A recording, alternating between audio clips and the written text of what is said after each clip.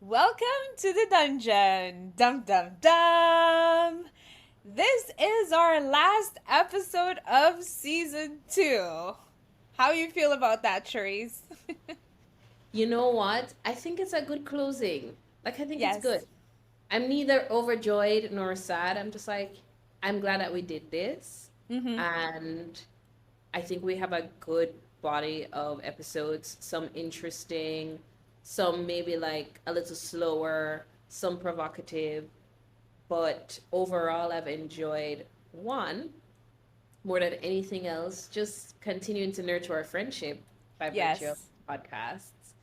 And two, going back and listening to some of the episodes and being like, wow, I sound really wise sometimes. I didn't realize that. You are. Like, who's this person talking? When do Yeah. I get to meet her? Like, But I have that feeling a lot too. Like, especially when I listen to really old stuff that I did, I'm yeah. like, oh, you probably didn't think of this. And then a few minutes or a few seconds later, I'll say that thing. I'm like, I was wiser than I thought. Exactly. I like to think that our older versions of ourselves are always in competition with our future version of ourselves. And recordings are a form of time travel. True. True. Yeah. They are. They are. So we are Because, time traveling right now to many futures. yes. And it is a form of leaving a legacy too, right? Because even after you pass or you transition or you die, the recording can still exist. I think about that a lot. This idea of how powerful a legacy is with this philosopher, Alan Watts. I don't know if you're familiar with him. I mean, last episode we started with his quote. I don't know Oh, much. I don't know anything else he did, but I know that quote. it was fascinating to me because I've heard about him through different people. And I, at one point in my 20s, listened to him religiously Uh-huh. because he teaches on Zen philosophy. And so I think a lot of my principles of living a more at peace with life comes from his teachings. And when I moved to Tulum, I made a friend. His name is Jorge. Hi, Jorge. Mhm. And Jorge lent me a book by Alan Watts. And I remember Jorge lending me the book, me opening the book and being like, oh my gosh, I can hear it in his voice because I would listen to him on YouTube while I'm looking at it. And Jorge looked at me, or I looked at him and said, isn't it wild how a man who is dead and has been dead probably since before we were born is uniting us in this moment as new friends? And I just found it really fascinating that this legacy that this person left is so powerful. It's probably even part of what attracted me to Jorge in the first place because of a certain level of thinking and way of going about life. That is the legacy of Alan Watts. So, all of that to say, I agree with you that these recordings are also legacy for Mhm. who knows who's going to find this in 20. How many more years I have? I have at least another 70 years. I have So in 250 more 2080, years. yeah, 50, I have at least 70. 250. Oh, you have 250 more years. Oh, you're really pushing the I'm technology. committed. Wow. I was just wanting to make it to 100, but I'm underachieving. Whoa. I have this thing where I always say I have 250 more years and I live my life that way cuz I think why not? You know? What would be really, I mean, I won't be around to see it, but it would be very funny if you actually make it to 280 odd. I'd be like, well, she did say it. She Yep. did say it. But it's fascinating to me the power of words because some things I've said as a joke has Yep. come true. Like something that comes to mind very clearly is I was talking to this guy. I don't know if he actually went to Africa, but he used to say, "Oh, I really want to go to Africa because he's really into drums and stuff." And he's like one of the top people that can make and drum here in Curacao. And we were teens back then. I didn't know he was going to be that big here. He said, I really want to go to Africa. I was like, me too. Should we go together? And he's like, yeah, sure. A year later, I was in Africa.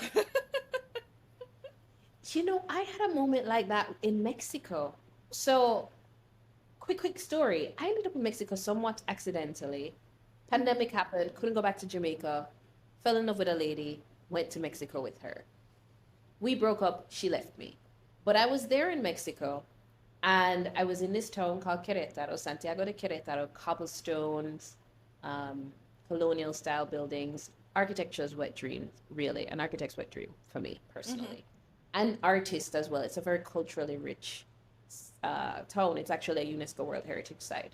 But it was one day, maybe months into it, I was walking through the streets and I just had this memory. I was like, I always said I was going to live in an old Spanish colonial town. There you go. Wow, how did this happen? Like, I didn't plan it. It just kind of happened. And I also always said I would live in a Spanish speaking country because I wanted to learn Spanish. I had assumed after retirement, when I'm Mm-hmm. 60. By the way, how is retirement even relevant to us as people who kind of just we don't have jobs? What are we even doing? No, we have We've been work. We work. retired for a long time. We've been retired for a long time. But back then, we just create and let life take care of us through our Yes. creation.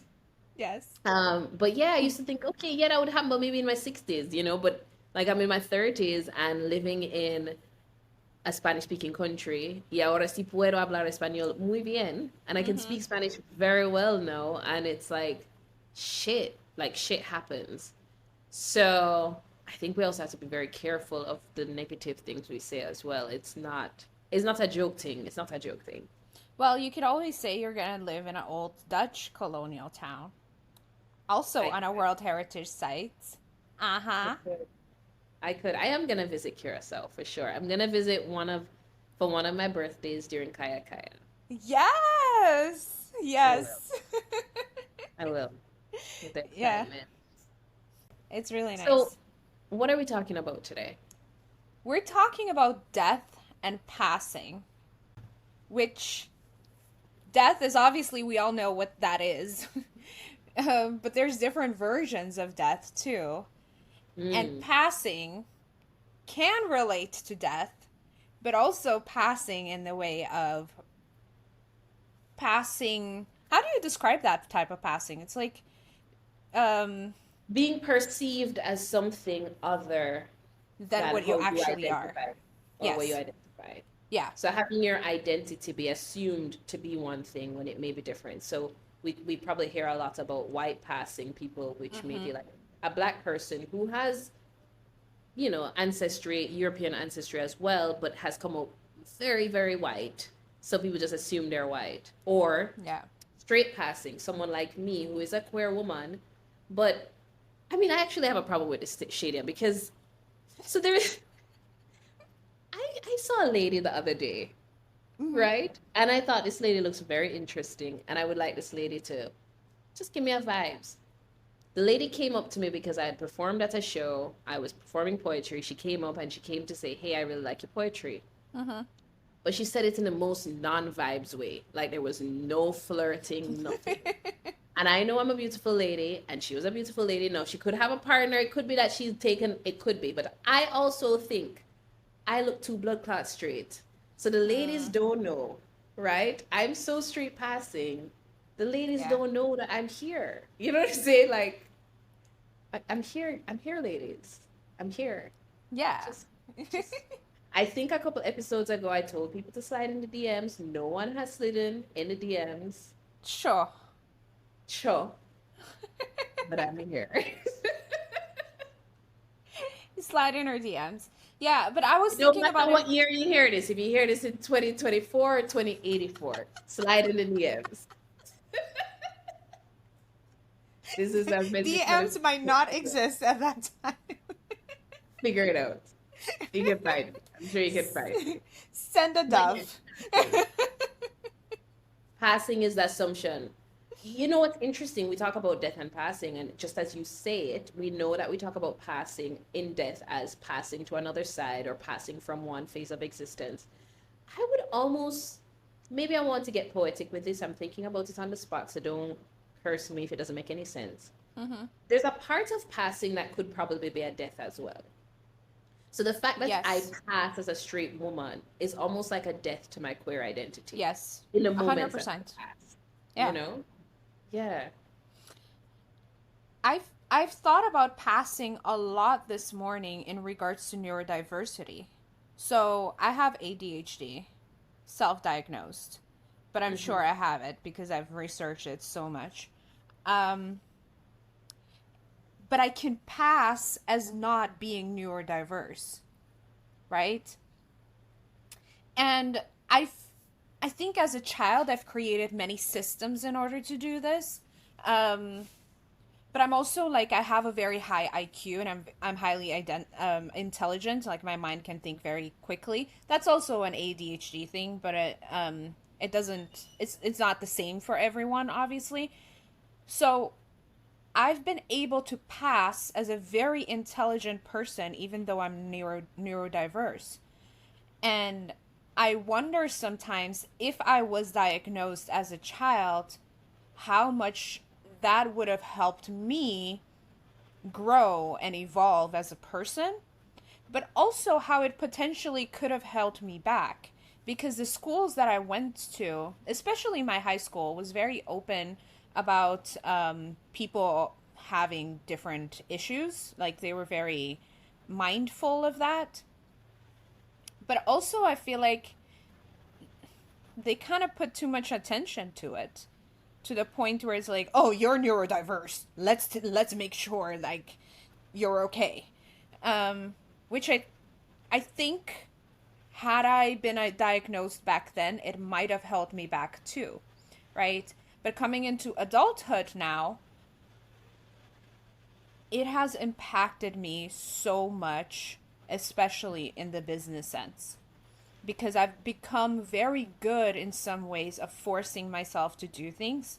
You combine that with coming from high control religion, you of like identifying as something you don't really agree with as a Christian, like all that stuff. I can be very good at denying who I am in order to pass as normal. Mm. And it hurts me to the core on the long run. But what's been both a blessing and a curse is the PTSD that I had. It kind of broke my mind in a way where I don't have the same willpower as I had back then. Probably age too, because it takes a lot from you.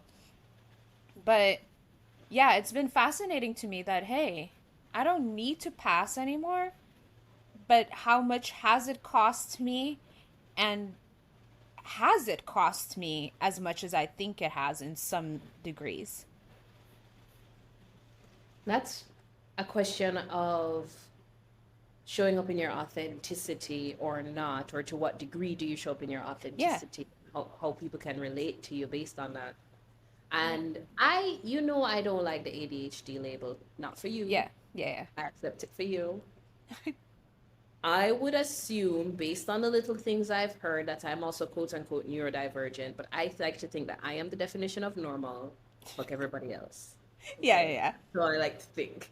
And I get weary about even questioning if or how I'm neurodivergent because I feel like I don't want to get trapped in something that makes me less than in some way. Mm-hmm. Mm-hmm. But even the many times that you've spoken to me about this, I identify quite a lot with the building of systems and all of that kind of like I have a shit ton of systems.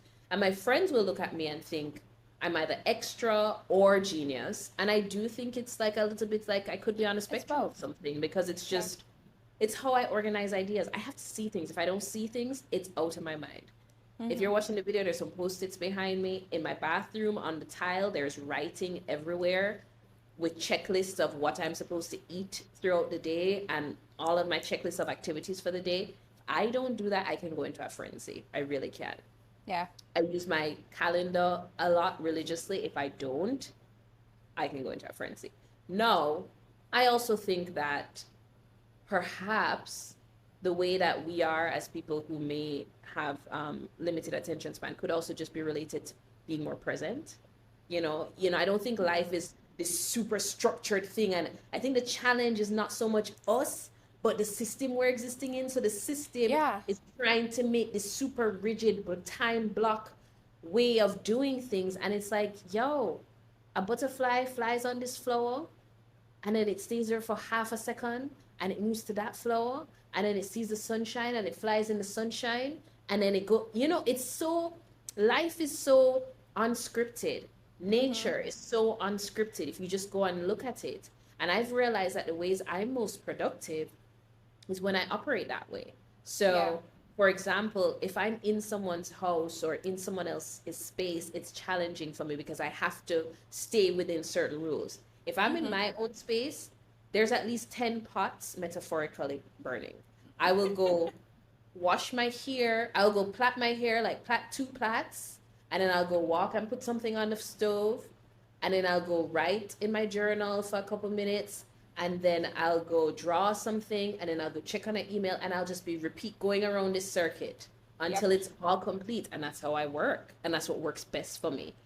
I just don't want to feel like I have to pathologize that. That's why I don't like the label. But anyways, you are right. I can totally relate to this idea of like people getting the high functioning, super efficient version of me may not actually be able to see all that goes into that. Like Yes. all the tiny little gears that are going on in my Yes. brain and head because of how well I quote unquote pass. And I've had this question even with, you know, so even just with how I am in relationships. I try to be very understanding in relationships. I Mm-hmm. try to be very generous with my emotions. I try to give people space for their feelings and all of that kind of stuff, compassionate, blah, blah, blah. But what's going on the inside is the thing you said definitely hurt me. I'm Yeah. passing as though it's Mm. fine because I want to understand. It definitely hurt me. There's a lot of processing I'm doing behind the scenes to be able to show up as this calm, kind, present person with you. And that's in that way, in a way that feels like I'm passing. And I've had the question where I'm asking myself, at what point do I just tell people, fuck you? Like, Yeah. fuck you. No. And I I. think this is a question I've seen from people who identify as autistic. This idea of Mm-hmm. like masking and being able Yeah. to mask because you're so good at you putting on a smile and all this kind of stuff. And I'm so great at that. Mm-hmm. But I also find myself really questioning, when do I kill that mask and just tell people the first thing that come to my mind, which is that's fuckery, or that don't make no sense, or I don't agree with that, Yeah. as opposed to trying to mask in some way. Yeah. One thing I want to go back to, if you're wondering what the ADHD is, what Charisse described as like the definition of it, I like am not labeling myself. you cannot labeling yourself. You cannot label yourself, but if somebody's asking what it is you can have a bunch of things going at the same time, having a lot of balls in the air and manage them effortlessly. So, back when I was trying to get to focus on one thing, that is way harder for me than doing a million things at once. And another thing is too, I mean, there's different characteristics, but the need to see things in order to do them. If you can't see it, it doesn't exist. Yeah. And the the way or the gift of doing a lot of things in a very short time. So there's a lot of procrastination that happens. It's very normal to be procrastinating, or that's what it looks like from the outside looking in. But as soon as you have a crunch of time, you finish it in no time, Yo, right? that's Like, how I went through school, girl. Let me tell you, I never yeah, did me one too. piece of homework. I would show up at Same, school. same, I would same. show up on the morning and someone would say, sure, you did the homework? And I'd say, rotted. And then I would do the homework. And somehow, in that little 15 minutes before school start, the homework got done. Oh, I Um, was worse than that. I would I would be in class with my notebook completely empty, and the teacher would just like call out people to answer things, and I would just be looking at the book as to like what's next, figure it out in my head so that if she calls on me, I can say it. And I went through my whole primary school doing that shit. When I Do you got know? to the last grade, like towards the end of sixth grade, the teacher was like, Sheedia, you don't know this? Because I wasn't paying attention to anything that day. She's like, you don't know this? I was like, no. She's like, you didn't do your homework? I was like, no. She's like, why not? I was like, I don't know. And she's like, oh, okay. She didn't even question it then either. So nobody knew I I never did my homework. That reminds me of multiplication tables.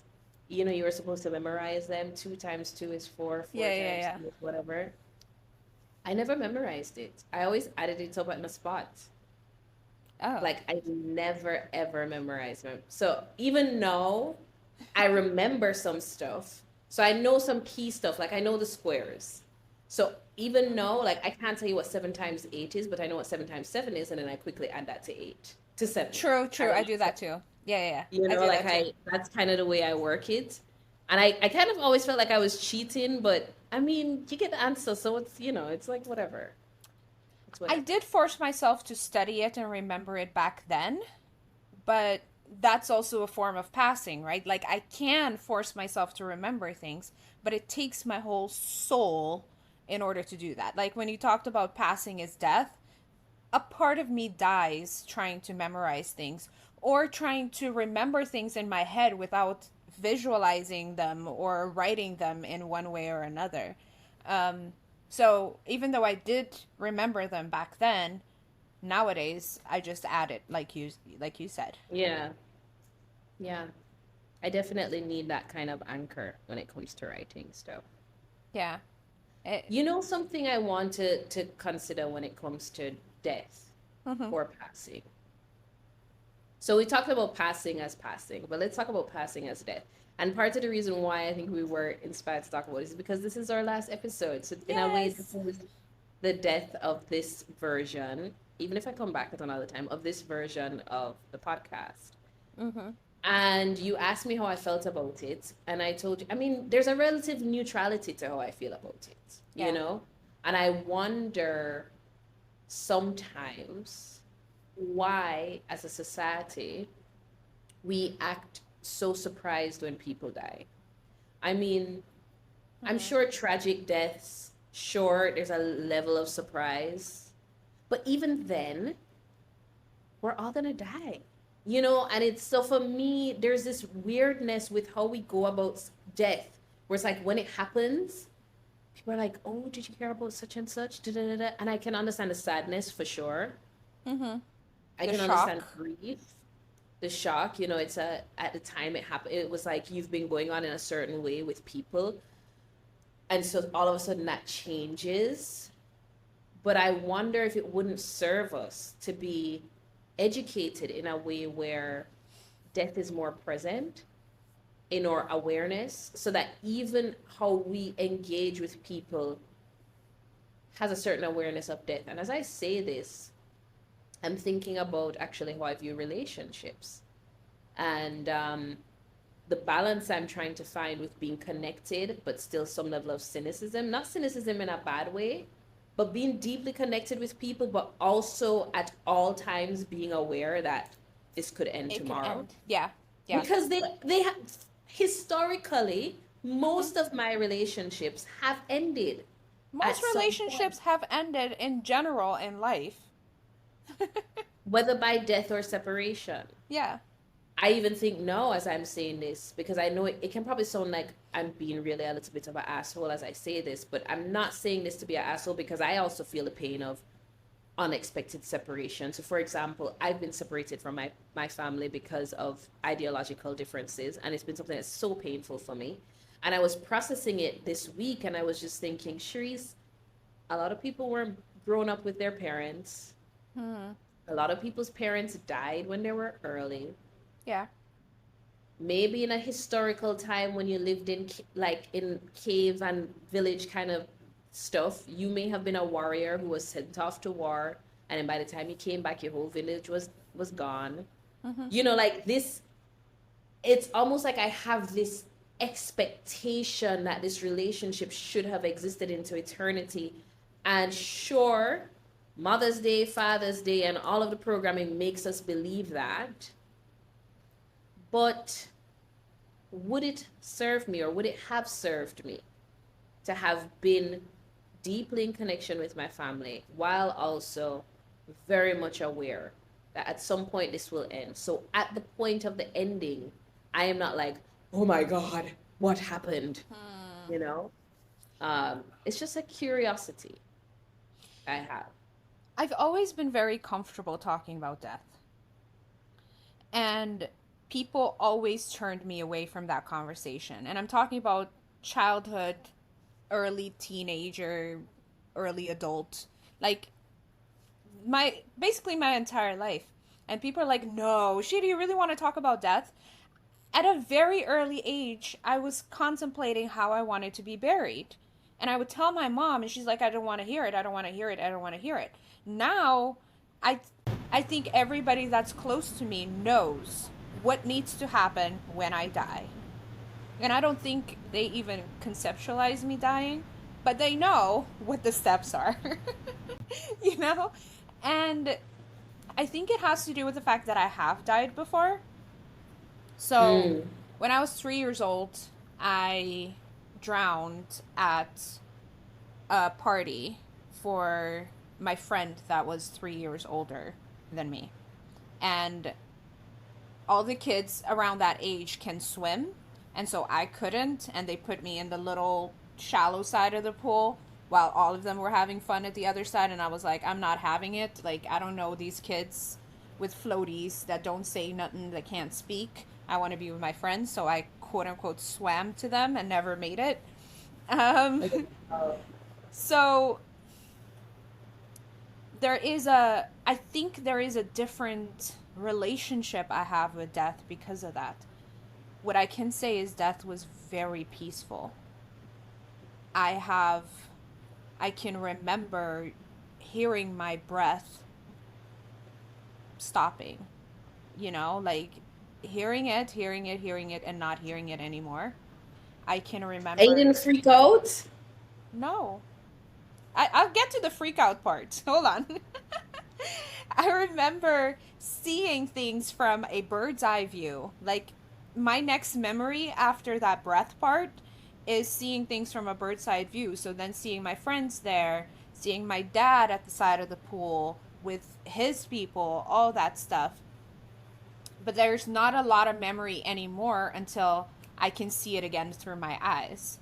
So what happened is my dad saw me. He saw me, like, my body was just sinking. It was near the bottom of the pool. So he jumped in. It wasn't even that deep. He jumped in, got me out, and they were trying to do CPR. I can see the CPR part too, and then I just came through back. And the part that has given me a lot of trauma around my breath, that's why I'm obsessed with breath work, is the fact that I was taken out of that peaceful state. So my mind, it connected. You hear your breath, peace. Don't allow that peace to stay because it's wrong. It's Mm. like that's how my subconscious brain has gotten to it. So if I'm working out in any way possible, like I was very active too, like basketball, badminton, doing all sort of dance, a lot of dance. There comes a point where I just shut down. And you cannot, no matter what, try to say, "Oh no, you can do it, push through it." I'll look you straight in the face and tell you I'm not doing it. And if you keep pushing, I'll cuss you out. And I've always been that way. But that's the trauma, right? That didn't connect until when I was doing a dance course in Montana. It was actually at the end of it when it didn't matter anymore. That I remembered. I was like, oh, this is why I always, like, when people push me, it doesn't work. Because when I can hear my breath, I immediately freak out. Mm. Like when I can hear myself breathing, like that, I'm done. Um, But yeah, I think because I've had that. Also, another thing, I wasn't allowed to talk about it after the fact. Nobody talked to me about it. The kids, we went to like there was something at church that night and everybody was like, Sheedia drowned today. Sheedia drowned today. The way Mhm. kids would go about things. And like the lady that was looking after us was like, Sheedia is alive. Look at her. We do not talk about this ever again. And I've Mhm. never talked to anybody about it ever um, during that time, right? It wasn't until I started looking at stuff around near death experiences, which I don't like that term because it's real death experience. Mhm. Near death experiences that I was like, oh, it wasn't just that I barely drowned. I drowned for I don't know how long because it wasn't until it's not like my dad could measure it. Wow. Um, So so then yeah, there is truth to this idea of like you exit your body. yes, The yes. spirit still, I think I've heard different traditions talk about how the spirit still lingers around the body, Mm-hmm. a couple of hours even after. Wow. And so I'm assuming that your body being rejuvenated, your spirit could have re-entered. Yes, yes. I Fascinating. also believe that when there is unfinished business, when the spirit can't transition, it will linger there forever. Mm-hmm. Um, It will linger there forever. yes, that's what Wow. I've researched and what I believe based on like looking at different things. But yeah, that's why that's So, why we say rest in peace. Like you can let go, rest in peace, L- leave the place alone. But you can't do that to it. You can't control what a spirit so actually what kind of feels. unfinished business would keep a spirit hanging around? Imagine if you were enslaved. You can't just Well, go. would you want to just go to peace? I mean, if you died, I wouldn't. I want to stay there and like move things around and fuck shit up for the people that hurt me. I'll be a very, very revengeful mm, spirit. Don't kill yeah. me. Actually, as Don't you said, kill me. I'll hunt you. I can immediately think of people I would haunt. Immediately. I'm not going to say Yeah. it on here. I would, im- I would. Yeah. I would haunt my parents. I would haunt my parents. Yeah. I think the way that my parents treated me is absolutely abusive, horrific, Mm-hmm. horrible. And I don't think any human should have to go through that. And there's a part of me that feels like, man, I can try to heal and I can go on with my life and continue, but there is something that feels very unjust, you know, about just moving on sometimes. So, as you said, as I immediately think I would harm my parents. It sounds so bad, but I would. I don't.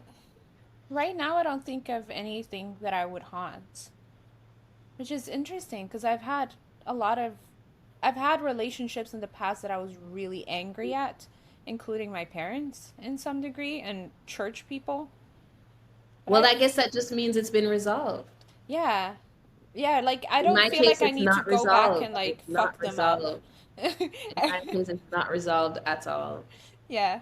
But as we talk about the body, the spirit leaving the body and coming back, blah blah blah. I immediately had a flashback to a book I read called Of Water and Spirit Hmm. by Malidoma Patrice Some. He is from Burkina Faso Mm-hmm. and he writes about life in his village. So actually, he was kidnapped from his village at a young age and sent to a French boarding school.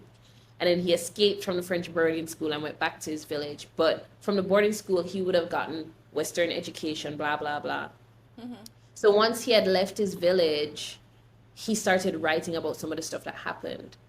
And there was one story and a lot of it is stuff that we would call quote unquote supernatural. But Mm. this book really opened my eyes to what I think is very natural Yeah. that we have been disconnected from as Black people, Mm-hmm. as people in general. There is a story, I don't remember it word for word, but look up the book of Water and Spirit by Malidoma Some. There's a story of his grandfather dying in some place that wasn't the village, and that the body took itself up and walked back to the village to be laid to rest there. The dead body. I mean, it's I believe wild. it. I believe It's it. wild. But There's that's something like that is in the book. I've come across African, what do they call it? Afrofuturism? It's not futurism. Mhm. It's like basically you tales, like African tales, but like mysticism, African mysticism stories. And I've had this book that I read.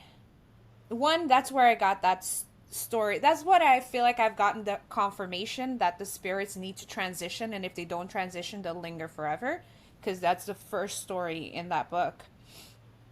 Um, but I think reading that book really connected me to that, what you're talking about, like this magic of belief of stories, like Anansi stories, that really come from Ghana. Did you know that? Anansi is a spider and it's reveled as one of the gods in Ghana. Mhm. So the fact that every single Caribbean island has a Nancy story tells you how connected we are, but it also tells you how disconnected we've had to, or we were forced to be disconnected as well. And I find it fascinating because you talked about, the Africanism of it all. I watched the show Vikings, and it's about, these Vikings in Scandinavia. They traveled from place to place, and they had a very deep connection to spirituality. And I haven't made the connection as yet because I haven't done the research, but I always wonder, where did it go wrong, y'all? Because Mm. I think as African descents, we have been forced out of spirituality because of transatlantic slavery and colonialism for those that are still in Africa, in the motherland. Mhm. But that has been forced by white people or European people of European descent. They were the only ones doing that at that time. Um, So when did they get so disconnected from their spirituality that they had forced us to do the same? Mm. Ooh. And I know that there are plenty of stories about, how the Bible was used in order to justify slavery. The story of when Noah was laid naked and the son, I think Ham is the son that came and kind of like laughed it off and went to tell his brothers, and the brothers came and covered him. They say that all the slaves are descendants of Ham, and so they are the ones that's why they deserve to be enslaved. Like that was the biblical usage of that.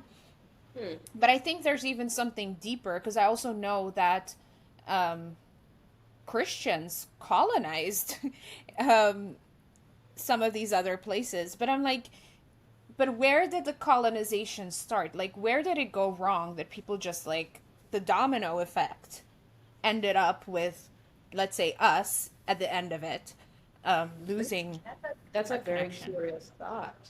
I mean, I will tell you, it's interesting because when I started reconnecting to my spirituality outside of what Christianity taught me, and I do Mm-hmm. believe that the church connected me to aspects of my spirituality. Yes, me too. People in church are doing witchcraft, they just don't call it that. Agree. Okay? Quite frankly, Mm-hmm. whatever. Semantics. But but when I started exploring my spirituality outside of the church, one, I first just went to nature herself. Mm-hmm. But two, I found books written by white women talking about witches, and I felt some level of connection to like this concept of being a witch. and being in connection with nature and the seasons and all that kind of stuff, and that helped me come into a lot of the way I experience my spirituality. No, Mm-hmm. right now I feel as though I still have space to connect with my African ancestry, and in some way I do, but a little ethereally. So a part of my spiritual belief includes a concept of the ancestors. I don't think I'm as religious as some people are with ancestral worship and offering, but I Mm-hmm. do, for example, I walk imagining a crowd of ancestors walking with me. Yeah, I do that And sometimes too. that brings me a lot of safety and security, and I'll talk to them. And I will tell you, I do believe, this is going to sound wonky, I do believe they've materialized before in people. Oh There was yeah. actually one time, this story is going somewhere else, but I'm going to segue. There was this one time I was in Mexico City and I wanted to check out this Jamaican dance club because I was missing reggae music. But I remember saying, but I'm so alone. I don't want to go alone. Please, like, I want people around, blah, blah, blah. Like, I get that you guys are with me. This is me talking to my ancestors because they're literally who I traveled to Mexico with. I Mm-hmm. traveled with a spiritual posse. Okay? I did. Yeah. And that's why I felt safe everywhere I went. I was safe everywhere I went. And I was like, I'm happy that you guys are here to my ancestors. Mm-hmm. But like, I want some people to hang out with. Like, come on, guys. Went to the party and I was just there. And eventually, like, about, I think, two or three black people came up to me. One guy, he was obviously gay, his friend, a guy friend, and there was another girl. And they were just hanging out with me. And we had a great time at the party. Mm-hmm. And when it was time to leave, I remember getting in at Uber and I left, and I just had a thought like, were those people real? And I also recollected that they were all in white. They all had Wow. on white clothing. And there was just a thought that came to my mind, which was like, I asked for Mm-hmm. company, and these black people showed up in the middle of Mexico because it's still, yes, it's a Jamaican party, but it's not that many black people there. It's still Mexico City, and hung out with me and were my friends, and that was cool and whatever. But something about it just felt like angels. It That's really true. just Yeah. did. It felt like my ancestors just materialized and came and hung out with me for an afternoon. But where I'm going with this story is back to what you're saying about when did, the Europeans lose their connection. So my ancestors are a big part of my process, and I'm glad we're having this conversation because I think I need to get back to a more religious way of honoring them Mm-hmm. and communing with them. I remember putting on my first solo show in Mexico. I was in Querétaro as a singer, and talking to a white friend of mine about it and telling her my plans to set up an altar at the front of the show, because for me singing is a very spiritual experience. Mm-hmm. I really believe like I am channeling somebody or something. Sometimes I will call specific singers from the past and be like, hey, can you just like help me hit that note because Come I don't through. know how I'm gonna do it. It's a very spiritual experience. I was telling her about that, and just like how through the show I want to talk about the journey I've been on in Mexico by the selection of songs and how I feel like my ancestors have been with me. And I remember her saying, she's a white American, older, and she was saying, man, like I'm so jealous of that connection you have Mm-hmm. to your ancestors. Like us white people, we don't have any concept of that. And that to me blew my mind because I was like, even before I was super ancestrally focused spiritually, like Jamaica in general, we're always talking about their history. Like, Yeah, there's an yeah. awareness of who came before you. There's always an awareness of who came before you, which I think is also why it's been so challenging for me to process the breakup with my family, because so much of my identity has been I fit into this puzzle piece of this legacy that we're building. And now I don't. And it's like, what, where, what, how would, Yeah. because we don't exist as an individualistic society so much as Black people, as Caribbean people, compared to, I would assume, like a white American.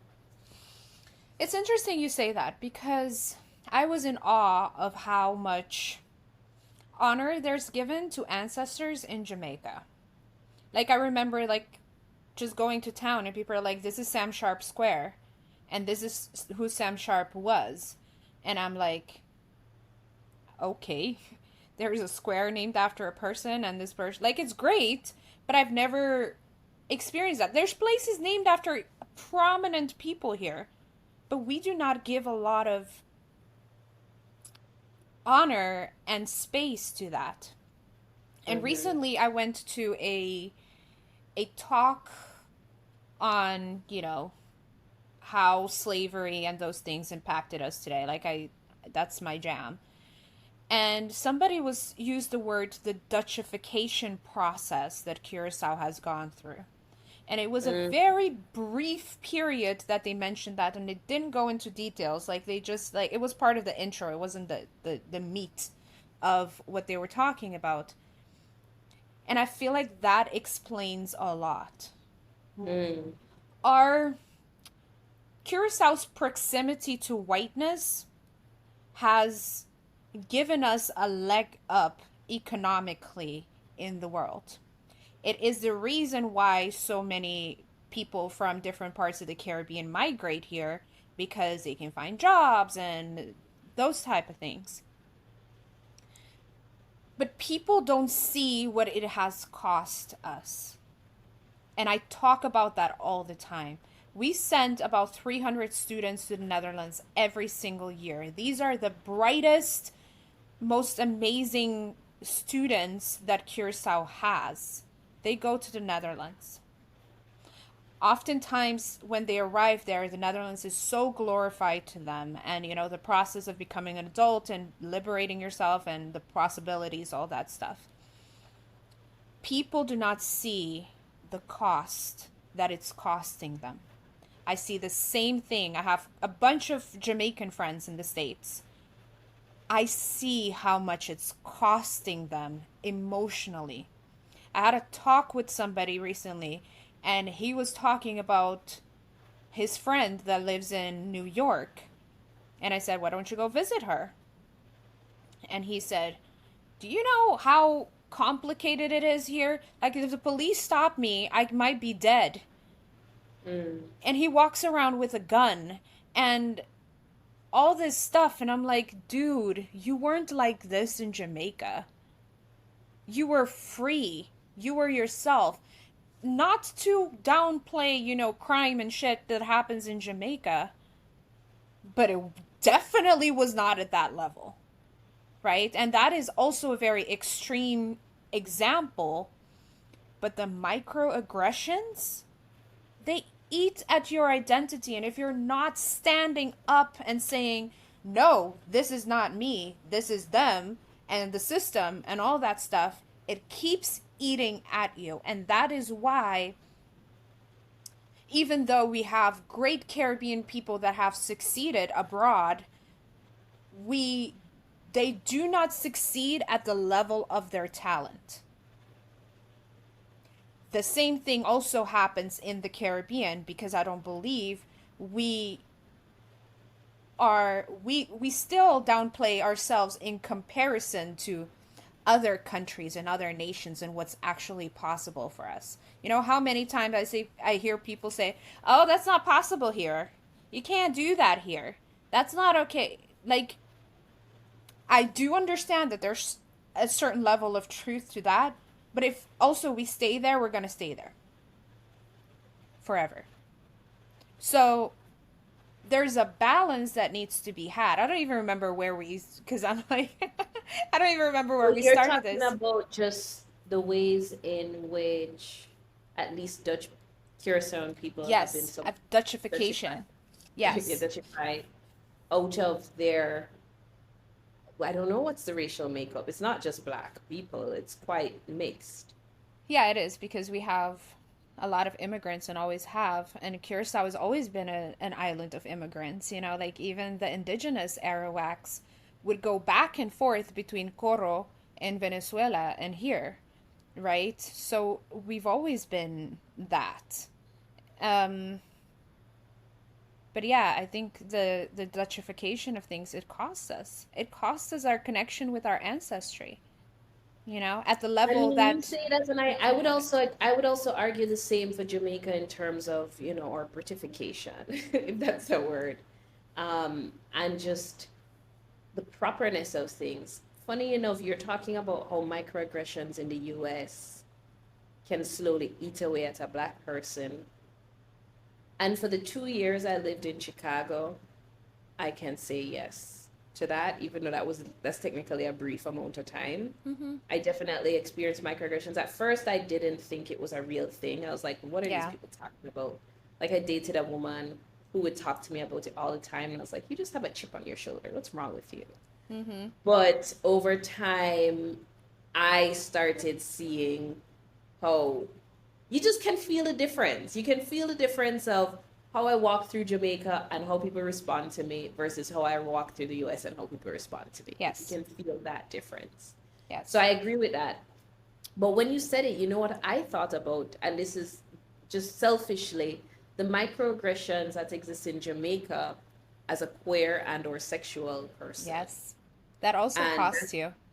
that's something that I'm currently experiencing. So when we started recording this podcast, I was technically visiting Jamaica. I've been here now for 4 months, Mm-hmm. 3, 4 months, really negotiating whether I want to stay or not. Lots of positives for why I want to stay. But one of the biggest negatives is this thing of those microaggressions Mm-hmm. related to, it's not even just even when I say queer, let's even take it out of sexuality. Let's just take it out, let's just make it free. A free person, right? Because in Jamaica, people operate so much under the pretense of what's proper, right? And what's right. Yes. And there's Mm-hmm. like, so I'll tell you a small thing, for example. And it triggered me, I'm not gonna lie, but I mean, this is where I have to get used to define the norms and all that kind of stuff. I'm just fucking existing, but I still end up being a weirdo to people. And it's not like I'm trying to be a weirdo. I'm not like, nobody likes feeling like a weirdo, but I've just had to try to intentionally lean into that identity because here's the example. I'm staying with a friend in a housing complex. She owns her apartment, so she's a part of the homeowners WhatsApp group. Association, yeah. And one night, she's not here. I was here alone. One night, I decided, well, I was having a little bit of a mental breakdown actually because I was just processing being back home and how I don't know if my gayness fits in here and I don't know how it's gonna fit here. If my own family has treated me the way they have, how do I expect any better from other people? Even though I do have queer friends and I'm supported in a lot of ways, Mm-hmm. there's still this awareness like, how far can I go? How far will Jamaica allow me to go as a performing artist, as a media personality, as anything, Yeah. with being out? So I was actually overwhelmed with these thoughts, overwhelmed. Mm-hmm. And I was like, you know what I need to do? I need to go outside because I'm inside the house all day. I need to go outside. So I went outside and I went outside and I walked over to the pool area and I sat down under the moon and just communed with the stars and the trees and just was there and present, which for me that's the most natural thing to do. That's the most normal thing to do. The most Mm-hmm. normal thing for me is to be outside as opposed to inside. Yeah. Inside is abnormal. Inside is when I start going crazy in the brain. Mm-hmm. So I'm outside, chilling, relaxing, being all cool. And I'm walking back to the house. My head said it. You kind of like scratched an itch.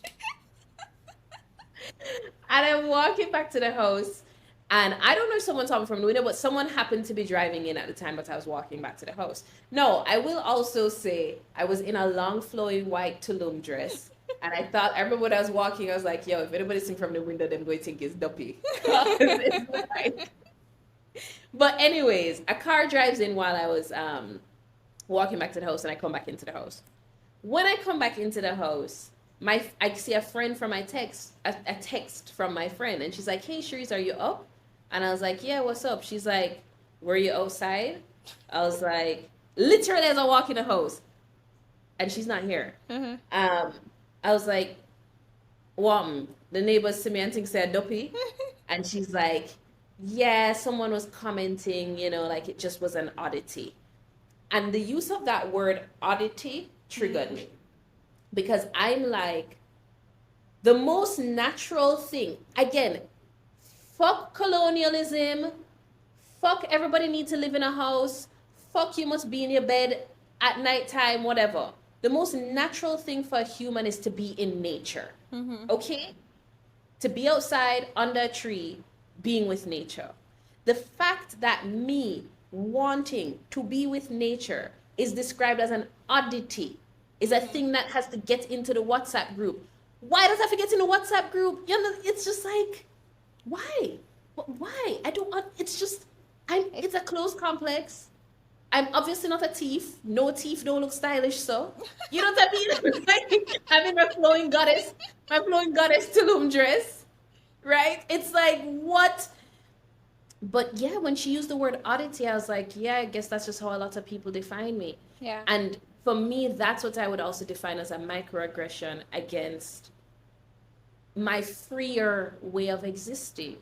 And I acknowledge it. Like, if I walk down the street, everybody, are you from here? Everybody asks me if I'm from Jamaica. Mm-hmm. Everybody, since I've been back.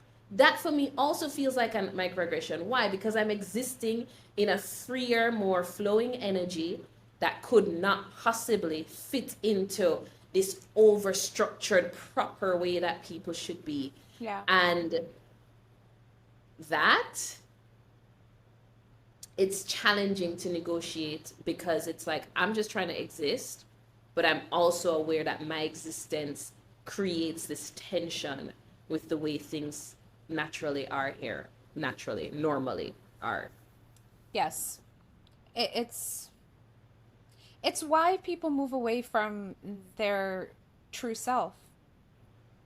Because And I don't want to do that. for you right now, they've described you as an oddity, which is, as you I said, am a an form of oddity. a microaggression.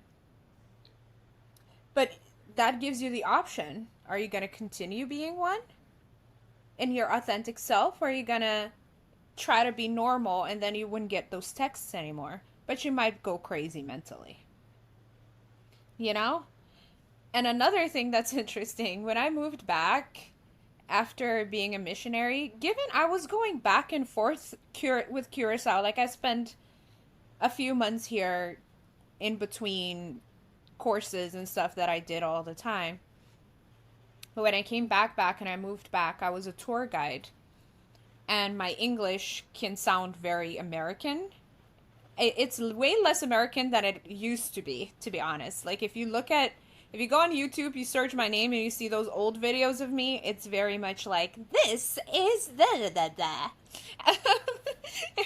But people used to ask me all the time, are you from here? You understand Papiamento? I'm like, hello? I've never lived anywhere else. Like, I've traveled to other places. This is home. This is who I am. And people were surprised that I would get jokes or that I spoke Papiamento or that I could understand our history. I'm like, it's mine. you know? So, yeah, you're... But interestingly enough, people don't ask me that anymore. They still can't place me. They still can't place, like, so what do you do? What? They can't get it. But, yeah, I think you start to fit in a little bit more. So they don't ask me if I'm Curaçaoan or not. But they So still can't place me. So this come back to the same question of death and passing, because what I am having to negotiate here is, we grew up hearing saying, when in Rome, do as Romans do. Mm-hmm. And I'm starting to wonder, okay, how do I pass enough to relate to people around me without dying to the truth of who I am. And Yeah. then at the same time grieving the death of just simply passing. Because before I lived in Mexico, actually people used to call me tourist sometimes. I always had a little bit of an eclectic style. So I'd be walking in the halfway tree and people be like, tourist, you want a bus ride or whatever? And I was just like, what, just because I wear a hat? It's practical. Nobody's wearing that. People don't wear it like I had a Panama hat, right? No. Nobody wears hats in Jamaica. No woman walks around wearing a hat. No.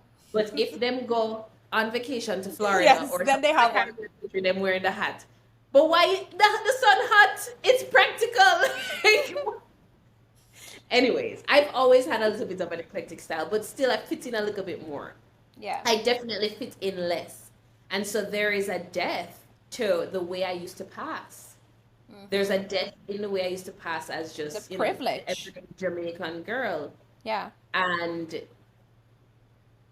I don't know, it feels like there's some level of, I wouldn't say there's a grievance to that, to be honest, because what I felt is I really do feel comfortable in who and how I am. And so the fact that people look at me and kind of don't really know how to place me, it's kind of fine because I'm okay with who I am. But there is another depth of passing that this is a little bit more sensitive that I have been negotiating, and I'm just going to keep it real here. When I started dating women, it was very clear to me that I have straight passing advantage. Similar to how, okay, maybe like hundreds of years ago, or maybe less than 100 years ago, in a racist America, you might have one sister who is black but light skin and one sister who's darker skin. And a light skinned person gets these privileges because people can't really tell she's black. Yeah. While the darker skinned person, receives the end of the hard end of the stick when it comes to racism and colorism. I was dating a lot of women who were mask presenting, and I could see how their experience as a mask presenting person, like it's just they couldn't hide it. It's not even like they're mask presenting, like they're putting on a costume. It's just in their energy. They're obviously they just feel queer in their energy. And I could see how growing up in Jamaica had its effect on them, obviously. Yeah. And it broke my heart, to be honest, to see that and to see that so intimately. And one, because I've also have slept with men, I never necessarily had that challenge because it wasn't like women were the only thing I was attracted to at that point in time. Right now, we're questioning how much we want men in our lives. We're questioning. But, and for any woman who wants to drop in the DMs and you're worried that I've been with a man and you don't want that because that's a thing, just have a conversation with me. Let's talk about it. Yeah. It's a weird thing being a bisexual, because I actually saw a bisexual song on TikTok the other day, and it was like, this is not TikTok, Instagram, same thing. It was like, this is so real. She was basically like, the girls don't want to be with you because you be with the guys. The guys don't have a problem with you being with the girls as long as they can watch. And I'm like, yes it's so fucking, like, I have all the options and end up with nobody. You know what I mean? Like, I have all the options and end up with nobody. Anyways. So I'm coming back to being straight passing. So it felt important to me to use my quote unquote straight passing privilege to be an advocate for us, not for queer people, for us. I'm also a queer person, right? No, it's had its consequences. A big one of them, I told you, is the estrangement of my family. That's the hugest one. Estrangement of other people. I have suspicions that there's certain brands that don't work with me anymore because I'm out. Suspicions. I have no real proof, but it's just a suspicion. And I've really thought, man, I miss my straight passing privilege. Yeah. And I know that sounds really fucked up to say. I'm just being human. I'm just being honest. There was less complication when people didn't necessarily know I was gay. Yeah. Or on the gay spectrum. And I've also started to judge people less who choose not to be out. On the one hand, I feel very frustrated with a lot of Jamaicans. There are so many queer people in Jamaica, so many. And queer people in prominent positions who I think could push the needle on the way that we're treating each other as brother Yeah. and sister, Yeah. you know. So on the one hand, I'm frustrated with them, but on the other hand, I'm like, I kind of get it because it's a real sacrifice and a price. It's a high price to pay. It is a high price to pay, Yeah. and I honestly wonder if I feel like I put myself in debt to pay this price. I really do. I don't think I was in a position. If I look back at it now, it was important for me to come out, but I think it was more selfishly important for me than it was for the community. And I'll explain. Hmm. Growing up Christian, growing up really repressed, there's this thing that happens where I feel like I'm not seen in my truth and it almost feels like I'm invalidated. And so I needed to, in my, I would say at that point, emotional immaturity, which is not a judgment, it's just a reality, Mm-hmm. because we're all here to grow. I needed to be seen, Yeah. to be for who I am, and I needed somebody to love me that way. And if I didn't have that need, if maybe I had been nurtured in a different way growing up, I don't think I would have done it the same way. And I think I would have probably waited until I was in more of a position of power to come out, rather than coming, meaning more financially stable, more emotionally stable, all of that kind of stuff, rather than coming out at a point in time where the repercussions really did affect me. It affected me financially, emotionally, mentally, physically. It really affected me. And so I guess I just want to acknowledge that it's a complex thing, this idea of passing. And I get why people don't necessarily come out. I mean, again, it's really nobody's business who you're fucking, to be honest. Mm-hmm. However, we do live in a society in Jamaica where people will use that to discriminate against you, and so that's where I feel like the silence isn't so innocent. It could be an innocent silence where it's just like, yeah, everybody pees. We don't need to talk about that, right? There's no shame on peeing, but there is shame on certain sexual practices. There's shame on sex, period, when it comes if you bring in the whole Christian side of things. And in that case, I feel like that silence is destructive. And so that was partially Yeah. why I felt like it was important to come out. So it wasn't totally selfish, but I will say it definitely has cost me. Certainly. Certainly, certainly. As you're talking, I'm comparing your story to the liberation of enslaved people. The coming out and liberating, let's say, or letting go of this homophobic concept that is imprisoning some people versus not doing it, right? And I'm It's a comparing, sacrifice. yeah, I'm comparing yours to the sacrifice that all the brave people have made in order to for us to be free today, Yeah. right? And a lot of them were killed for it. I know for sure Tula was, isn't it? And yesterday was Emancipation Day in Jamaica, right? And So actually also the start of Pride Week, which the organization that does it, JFlag, they intentionally put Pride Week in this week, which we also call our Emancipendence Week because the 6th is our independence. yeah. So from the 1st to the 6th is like generally Jamaica Week. And they Mm-hmm. intentionally put it there because, they're challenging if we really are emancipated, if we're still, for example, discriminating against people of the LGBTQIA plus community. Yes, and it's interesting because August 17th is the day of liberation. Lucha y my mind can't translate that right now, but the day of liberation that we celebrate on August 17th of Tula and all those people, I think that's when they started the Who freedom is Tula? process. Our liberator, Mm. our hero, he but he was killed. He was publicly killed and mutilated, as well as the people that marched with him. So somebody needs to go first And the more you do it, the more we do it together. This liberation of this LGBTQIA plus community, the freer it is. But sacrifices will be made. And I think what you're saying now is you've made that sacrifice without considering the deaths that can come from it. But I think it's both. You do need to applaud your bravery and know that it might have been immature or not the best thing looking at it from hindsight, right? From hindsight, yeah. But Yeah. also honoring your bravery in that moment. Bravery or stupidity.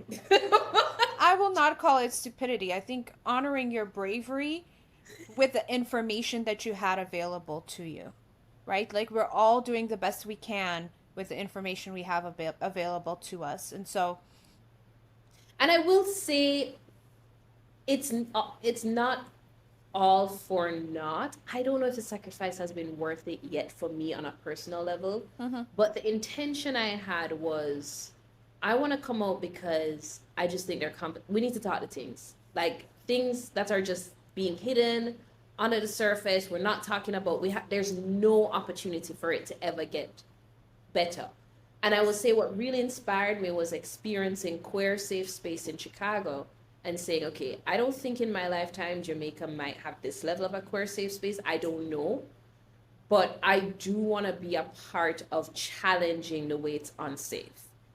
And I'm going to do that by just saying, hey, I'm queer.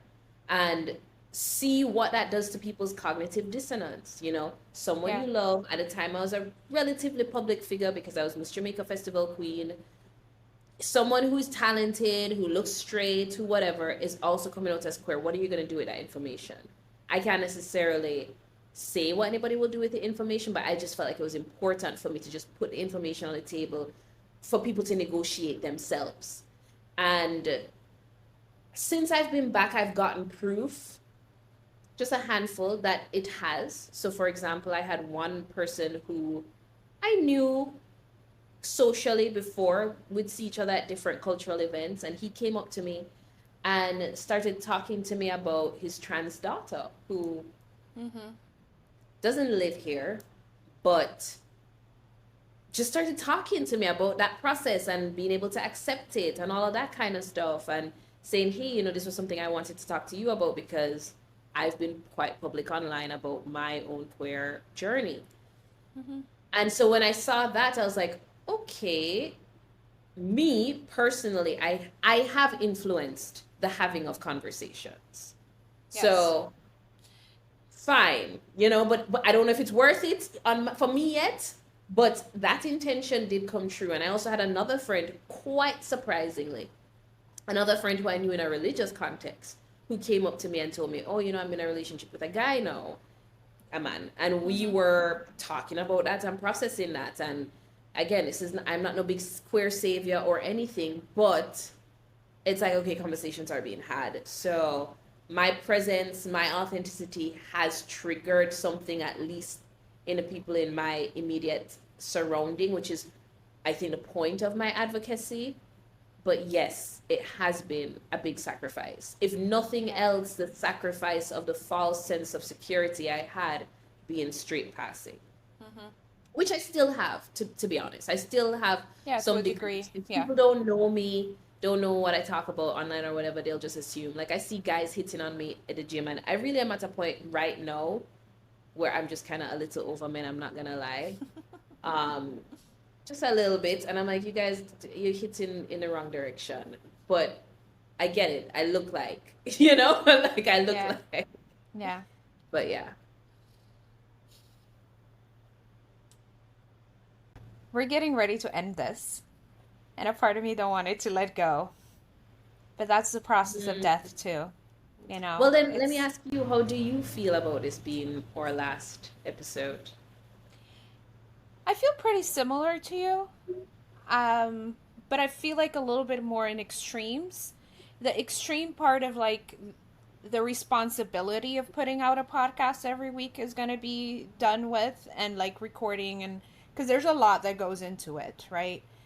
That extreme, I'm like, I'm ready to let that go, especially since things are about to get really hectic in my life right now, as I'm gonna be part of the Kaya Kaya Art Week and stuff like that here in Curacao. But on the other hand, I really, really enjoy our conversations together. Not that it needs to end on a private level, because it Yeah. didn't. It existed before this podcast, but I don't know. I love having these conversations, and I love sharing it with the world. And so that part of me, the part that can have these conversations without any of the responsibility, that part is grieving. I feel that. I feel that for sure. Yeah, I think for me, I feel the relief of, okay, I'm gonna have a rest from having to show up to record every week, Yeah. which you know me, that can be a challenge because you know I Yeah, like to yeah, kind of yeah. just flow. Yeah. So this is actually outside of the gym and maybe a handful of client calls. It's like the only recurring thing I have, which honestly I look forward to. It's not like I don't look forward to it. I do look forward to recording, but I Mm-hmm. also I'm looking forward to just what happens in that empty space, no. Yeah. Yeah. And I guess if we talk about actual death, that peace you felt when you died, Mm-hmm. it maybe could be akin to that. Like, no, you're no longer contained to the body, the structure of Yeah. this podcast. Now you're in a more open space, seeing things from a eye level. Wow. What do Yeah. you do with that? Yeah. And I have hindsight of this whole body of work that we created, you know. Mhm. And this podcast, it's been more of a going with the flow thing.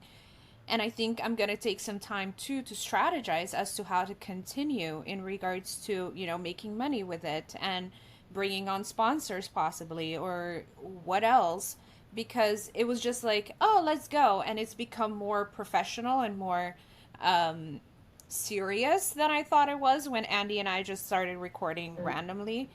Um, so then the question is, what next? And I think allowing myself to have that time, as you said, with the bird's eye view, with that peace, with that satisfaction that I've created this, and see what comes. Because I already know who I want as my next two guests. Maybe Yay. three. Have that. Excellent. Right? So it's like, okay. But I also know I need that space. I need that space to focus on some other projects as well. So it's a bittersweet ending. I'm really happy that we did this. And Me I too. want to thank you for inviting me on your podcast. What's interesting is at the point when you invited me, I had just started recording my Adventure in Authenticity Mm-hmm. podcast, which I have not been intentionally releasing. My intention was record all the episodes and then start marketing. But I did want to be out there. So you inviting me was just like perfect timing Hmm. because it felt like I could work on my podcast in my timing, but still be broadcasting, Yeah. in Yeah. real time. So well, thank you for that because I You're also welcome. wanted to make sure that I was sharing myself with people. This idea I've had of what does it mean to be wealthy has been to share the wealth of what you have with others, including just your perspective, your personality, your Mm-hmm. presence. And I think some of these recordings, as a time capsules that they are ways of just encapsulating the things I know, feel, think that could possibly be valuable, maybe not. And even if it's not valuable, the contrast in and of itself could be valuable, right? Just the fact that I contrast what you think, you listener, Yes. could be valuable for you to get clarity on what really matters to you. And that felt important for me to be doing. So you really have facilitated that by inviting me as a guest host. So thanks for that, Sheedia. Yeah. You've your bravery in sharing your story and sharing your truth has been, I know it's been helpful for the listeners because I've heard people say that, but also it's been very opening for me. I've explored things and ideas within myself that I didn't allow myself to explore before. I can't share the details, but. And yeah, I've also 2 days ago admitted to myself that hey, I am bisexual. Oh, Not that I've really? yeah, not that I've explored with it, and I am in a committed relationship and I don't feel it the need to explore at this moment because I am sexually satisfied. Um, but yeah, I've always knew deep down. It's just, at first the Christianity part, he was like, no, you can't do that. Then, I had some aggrieved men in my life that I love I dearly. love this. I'm And feeling very yeah. satisfied as an evangelist of love. Yeah, it is liberating, I think, to admit certain things to ourselves, even if it's not about practicing and taking action on it. And who's to say? Maybe I will. Hmm. Maybe, maybe. Yeah. So thank you for coming. Thank you for being here. Thank you for who you are, and you never know, maybe I'll rewind and bring you back down the line because I have no idea where this podcast is going right now. Yeah. Thanks for having me. And thank you, listeners, for welcoming me Yeah. as well. Yeah. Thank All you, thank you. right. That's it. This is the longest podcast we've done. Longest episode. And see you on the next season with whoever the next co host is. So, bye. Bye, guys.